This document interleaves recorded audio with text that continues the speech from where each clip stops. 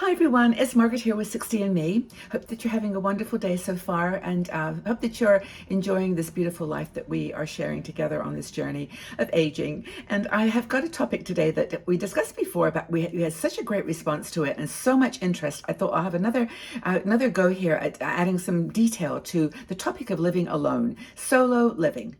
Now, I live alone. I'm a solo liver, and I really enjoy it. For me, it's a beautiful lifestyle. And for those of you who have partners, by the way, you can actually take advantage of these suggestions too, because I think unless you've got moments where you're alone and in your own space in your house, even if you live with someone, you need these moments. And so some of these suggestions hopefully will just inspire you too. Now, living a luxurious lifestyle, living like a millionaire, if you live alone on a budget, I really think is a key to happiness. And we put together some ideas before about things you can do if you're living by yourself, to occupy your time or to inspire you and to make you feel good about this lifestyle you have chosen. And by the way, a lot of people haven't chosen it. If you're divorced or if have you lost your partner, this is really an opportunity to reinvent. And from the comments that I've read from many of you, it's not easy. And even if you have been, alone for a few years, if you had a relationship that was 30, 40 years of marriage or relationship, you are still struggling to find yourself. So hopefully some of these things that I'm going to chat about today are things you can do living alone, living in your own space or finding your own space and, flying solo and doing it affordably. Because even if you've got lots of money, most of them are totally free or very affordable. So there's no need to compromise. I'm not saying that you have to compromise on doing things that you love or saving up for those little luxuries or even indulging in a luxury, but you can just sort of try these activities. Now, if you've got ones that I don't mention, please leave them in the comment section below because we're in this together and we need each other to give inspiration. Now, the first thing that came to my mind when I was thinking about things I've done myself, that living alone that were interesting is this idea of having your dining area to be special. Now you can get, I bought actually a very nice little tablecloth at a charity shop. It was like $1 and it's like got lace around the edges and yeah, it's fancy. I mean, it's fine dining solo. Putting out the tablecloth, getting some napkins. Now, I actually buy paper napkins, and I find those more interesting and colorful. And they're like, $4 for like a pack of 100. I mean, they're super affordable. But you can just create a fine dining experience with flowers and napkins. One flower is good, even a plant, anything. It's amazing. Put one flower in a vase, and it makes you sparkle. So fine dining, that's I think something that you can do when you live alone and make that meal special. Put the phone away, put the computer away, just eat and enjoy the sensory delight. The second thing related to that is doing a dining online. Now, I did this with other people, so you don't have to be eating alone. I did it through Airbnb. They have these things called experiences, and there's so many of these now, but the one that I did was on Airbnb. And what it was actually a cooking lesson. Then you ate the food with a man who was a cook or chef in India. And you signed up, I think it was $10. You signed up, you logged on, and there were like 10 other people sitting like me in their home. Some were couples and some were just solo like me. And he took us through a meal, how to make the meal. We had the ingredients. He had sent out a list of the food we needed to purchase. It was very little. It was like rice and, some lentils. And I think we made masala dosas. But anywho, it was really, really cool. And so like I was alone in my home, but I was sharing a meal. And so I got some of the names of them. I'll mention them later. I have them in two separate places on my list here. And I've tried, by the way, to give you some names of places to check online. But that was one thing. Third thing is artistic pursuits. We all have these, little dreams about doing things like I make necklaces and maybe you make little paintings or drawings. Some of these designs are online now, the Zendang tangles, all kinds of art projects that you can get inspiration online and crafting, writing. There's a website, well, the one I know called craftsy.com, and that may have actually changed names, but Craftsy used to be the biggest one. And you can sign up for sewing classes in knitting, design, all kinds of things. And if you've got any, by the way, chime in with websites if you know of some. But crafting and art, I think those are really cool things when you're living by yourself.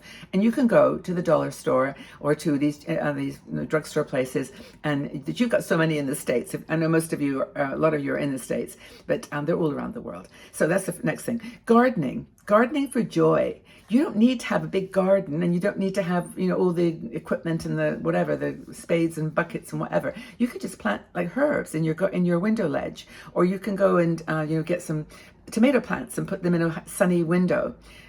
Just gardening, I think bringing plants into your house is really a cool thing to do if you're living by yourself.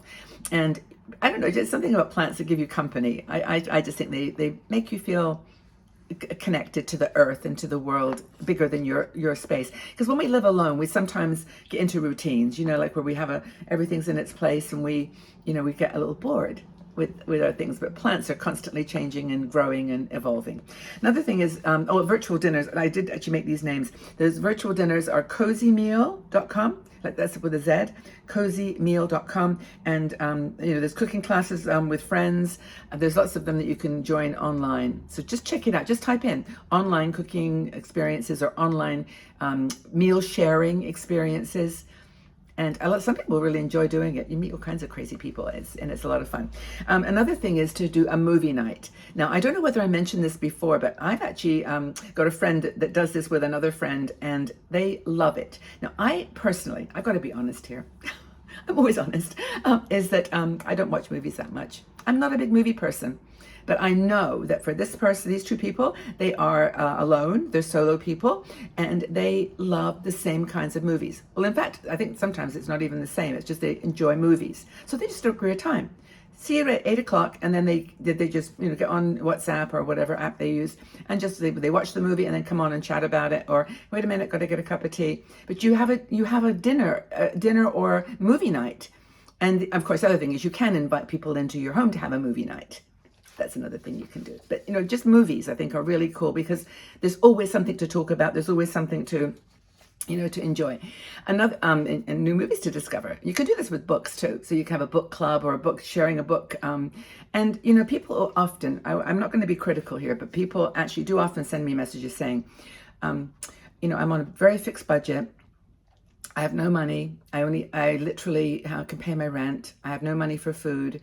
And the story is always very sad, and not sad. It's just challenging.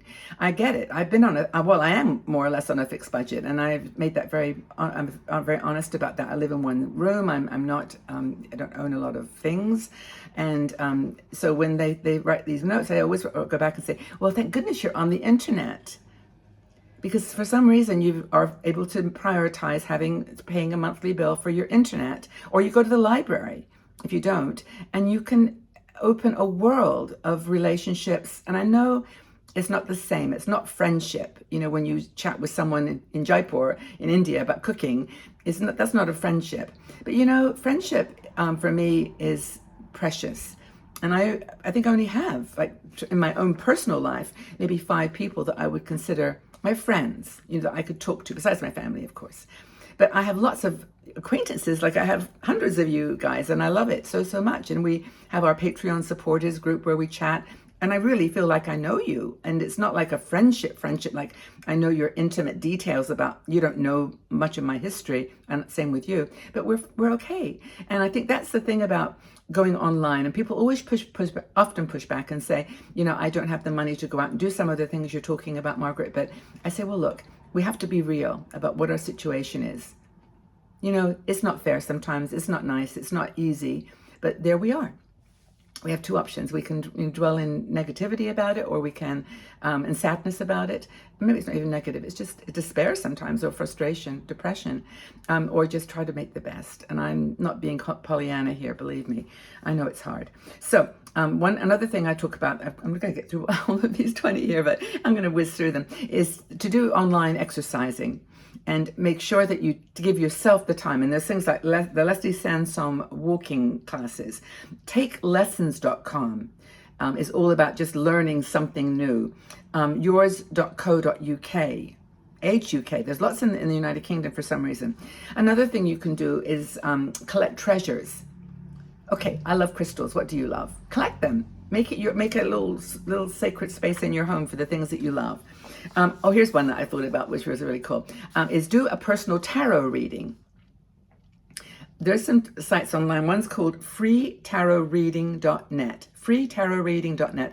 I have no affiliation with it. I just use it all the time because it's fun. You go up there and you just put in. No, they have a little deck, and you can shuffle it by pressing a button and choose the cards, and then they give you a reading. Oh, who knows whether they just have a classic list of that everybody gets. I don't know, but I always find them interesting, kind of relevant. I mean, it's like, whoa, that's kind of interesting. So doing a tarot reading or some kind of a spiritual reading, and I know a lot of you don't probably like tarot, and it's cool. You've got the Bible and other religious documents you can go to pull out verses and reflect on them and apply them to a situation maybe that you're dealing with. So there's lots to do online. Volunteering, I think I mentioned this before.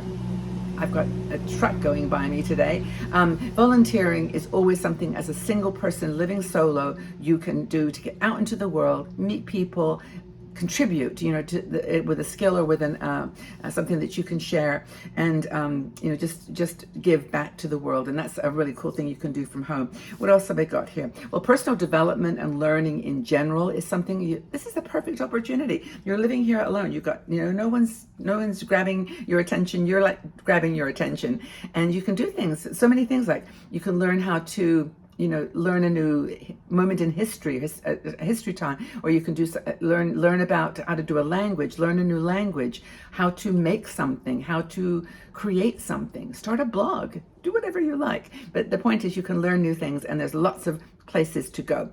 Udemy, Coursera, these are all online sites where they have literally hundreds of classes that you can take.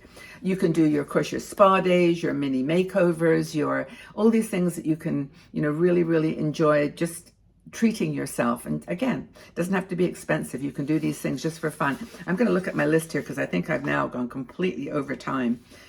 Reading books, of course, that's a wonderful thing. Fashion and fun. I'll mention this one because it's kind of a fun one. I did it myself. Is you can go into Fiverr and groups like that, Fiverr.com, that's Fiverr, Fiverr, and you can hire a consultant to choose clothes for you. Yes, it costs about $15. You can get them less than that, but they'll ask you questions and then they'll give you some sample clothes ideas, fashion that they think would suit your personality. Really, really cool. And what else? I've mentioned artistic support. I think there's so much, and I would absolutely love your feedback, your ideas. What do you do as a solo woman? I mean, you can watch whatever you want on TV. You know what? You're controlling the remote control. You're controlling everything when you live alone. So you can do anything that your heart desires. So tell us what it is, and we can be inspired by your ideas. I hope that this has been fun, helpful, informational. I'm going to go do some of these things myself, actually. I think I might do that dinner thing again. That was really fun. But anyway, please leave your comments. Go out in the world and shine. Have a fabulous day. And thank you again for everything that you do for 60andMe and for me. And know that you're loved. Take good care, everybody. Bye.